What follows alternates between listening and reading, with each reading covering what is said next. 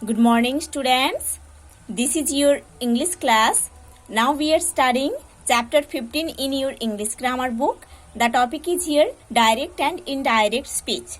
Students, in the previous classes, we have already studied part 1 to part 4 of this chapter.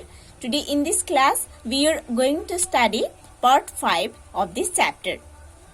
So students, now open page number 87 in your English grammar book and start read from the top of the page. There is type 4 imperatives. ठीक है, इधर imperatives sentences का जो indirect करने का rules है इधर दिया गया है and we have to study. Commands, orders and requests are called imperatives. We all know commands, orders and requests जिस sentence में रहता है वो एक imperative sentence होता है. We can report an imperative by changing it into a to infinitive. Okay, हम एक imperative को report कर सकते हैं इसको to infinitive में change करके. The verb said plus to is changed into asked, told, ordered, advised, etc. जो verb है said plus to ये वर्ब चेंज हो जाता है आस्क्ड, टोल्ड, ऑर्डर्ड, एडवाइज्ड में. ठीक है. Example number 1. Dad said to mom bring me some water. Okay, dad said to mom bring me some water. Dad mom को बोले थे मेरे को वाटर दीजिए, है ना. ये है डायरेक्ट स्पीच. इसको इनडायरेक्ट स्पीच करना है. ठीक है. The indirect speech is dad asked mom to bring him some water. ठीक है. देखो,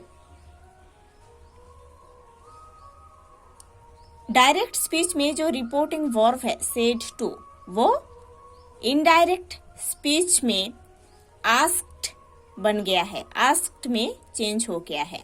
again I am telling, direct speech का जो रिपोर्टिंग वर्ब है सेड टू वो चेंज हो गया है इनडायरेक्ट स्पीच में आस्क्ड में. ठीक है. देखो, डैड आस्क्ड मॉम, उसके बाद टू इन्फिनिटिव यूज हुआ है to bring him some water.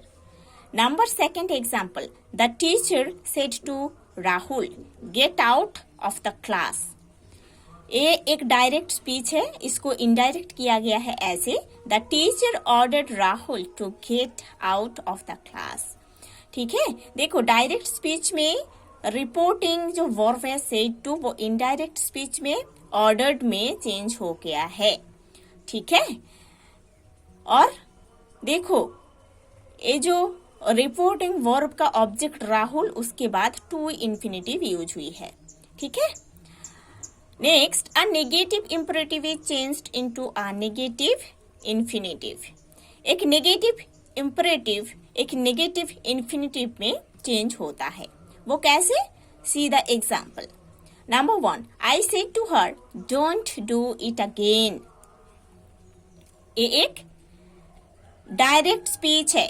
I said to her, don't do it again. ये एक डायरेक्ट स्पीच है. इसको इनडायरेक्ट में ऐसे लिखा गया है I want her not to do it again. ठीक है. देखो, पहले हम देखते हैं direct speech. I said to her, don't do it again. ये जो रिपोर्टेड स्पीच है ना, ये रिपोर्टेड स्पीच जो है वो नेगेटिव फॉर्म में दिया गया है ना. इधर नेगेटिव वर्ड डू के बाद नॉट यूज हुआ है, ये नेगेटिव फॉर्म में दिया गया है. इसको जब इनडायरेक्ट किया गया है तब ऐसे लिखा गया है I want her not to do it again, है ना. सेड टू रिपोर्टिंग वर्ब वो डायरेक्ट स्पीच में है, इनडायरेक्ट स्पीच में वो चेंज होकर वॉन्ट बन गया है ना. और इधर जो है ना रिपोर्टेड स्पीच में नेगेटिव वर्ड डोंट, ये इनडायरेक्ट स्पीच में बन गया है नॉट, उसके बाद टू इन्फिनिटिव यूज हुई है. ठीक है. Number 2 example. The father said to his son, don't learn bad habits. देखो, एक डायरेक्ट स्पीच है जहां पर ये रिपोर्टेड स्पीच डोंट है ना, रिपोर्टेड स्पीच में नेगेटिव वर्ड है नॉट, सो इसको इनडायरेक्ट करने के टाइम ये नॉट ही रहेगा। The father advised his son not to learn bad habits.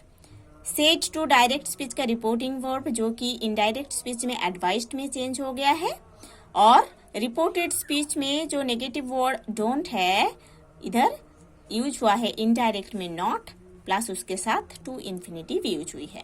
So students, you have to study the rules of imperative, how we can make an indirect of imperatives. ठीक है।